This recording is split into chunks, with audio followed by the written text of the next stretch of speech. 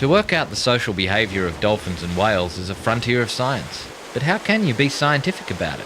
You just have to go and spend time with them, log what you see, recognise who associates with who returns.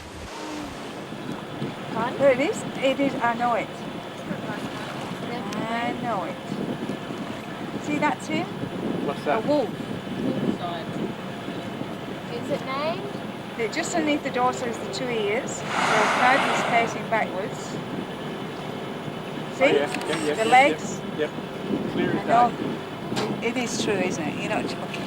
No, I can see exactly the same what you mean. Don't forget to film Canon. Canon. That's fine. Good. I keep asking them for I new know cameras it and they from say that no, one. no, no. No. 120 whales this week. That is an absolute record. There are record numbers of boats too, but the whales don't seem to mind. In fact, they seem to come and actively approach us. What do we think is going on between the whales and people now? Well, if you put yourself, if you can, imagine that you're a whale, you enter into Harvey Bay, and the whale watching boats are out there, and the people on board the whale watching boats have paid quite a good sum of money to come out and see you. Plus, when they do see you, they go totally bananas, like a parent does with a newborn baby, goo goo gaga, whistling, sighing, going into ecstatic, sounds. It's good energy. So I would imagine that the whales are feeling quite responsive to that. If you put it down to not so much our behaviour, because that can be quite silly at times, and so can the whales. The whales look quite silly at times too. But if you think about it, that it's two species exchanging energy, then I think the whales would be very respondent to that. And not all the whales come into the vessels. Like mums and calves tend to concentrate on what they're doing, feeding, resting, and then the calf playing. And if by chance the calf comes in close to the vessel, well, it's wonderful for the people on board. And sometimes the calf strays and comes in with curiosity and comes in and has a look. But it's usually the young adults at the beginning of the season that are curious and obviously don't have a lot of responsibility at that particular point in time, and they can afford to, it seems that they can afford to step out and play around with humans for a while.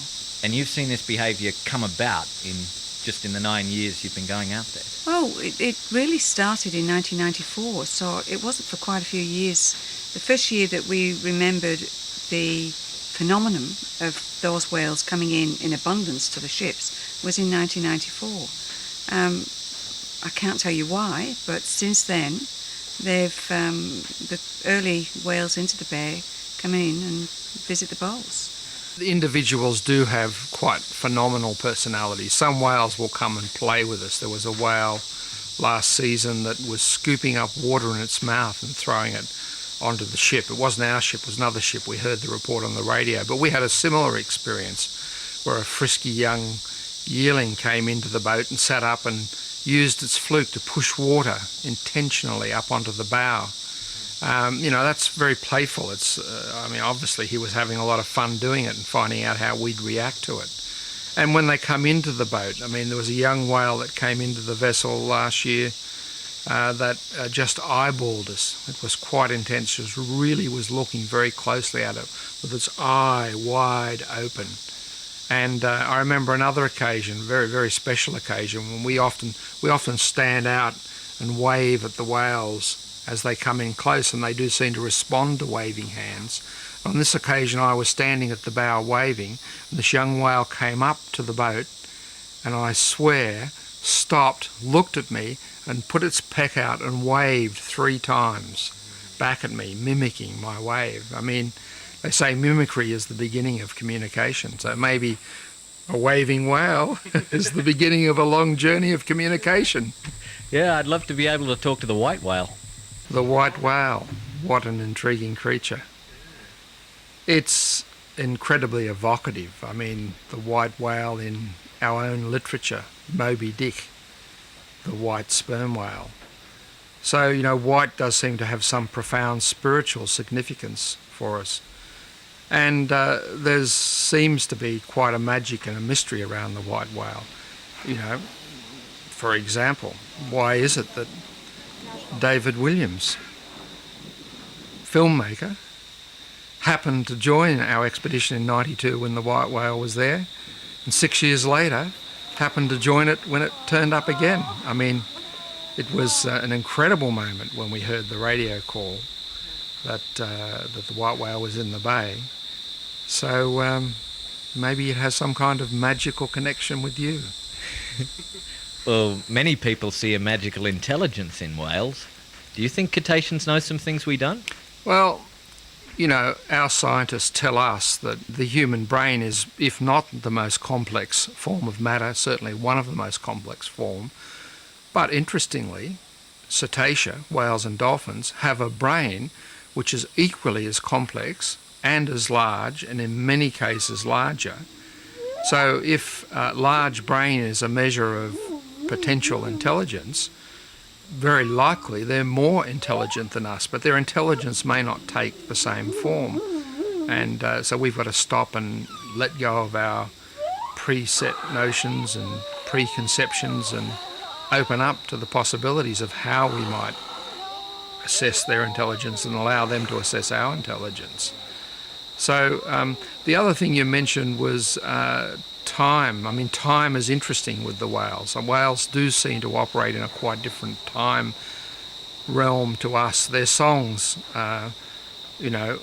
they sing up to 18 to 20 hours continuously, whereas, we find it hard to listen to a record for 3 minutes or more. I mean, that's the length of one of our hit tunes. They do have a different sense of time. But then again, they have been around for a very long time. I mean, 12 to 23 million years in their present form. And how long have we been around? Less than 500,000. So we're just new kids on the block, or on the planet, you might say. It's totally refreshing every day, because although we think we know certain things about the whales, we know so little. And you could only find out if you asked the whale, and that hasn't been possible, has it? Unless there's telepathy, unless you can go into telepathy. So it's completely interesting each year. We're looking out for old friends that we've seen in previous years, and especially mums and calves, the last season's calves. It's always new. The weather too is always new, so you're not going out there to look for the whales, but you're also going into the environment, and so it's changeable. It's wonderful. Certainly we are seeing more, we are learning more. We're gradually coming to understand a little bit more about what's going on amongst them, but in many ways we're still very much at the beginning of a long road of understanding.